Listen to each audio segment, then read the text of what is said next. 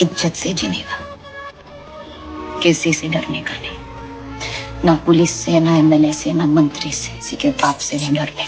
अरे जब शक्ति, संपत्ति, सद्बुद्धि तीनों ही औरतें हैं, तो इन मर्दों को किस बात का गुरु? विदेश में लड़की लोग के साथ हजारों सालों से एक फ्रॉड चल रहा है। उसका नाम है भले घर की बहू बेटी।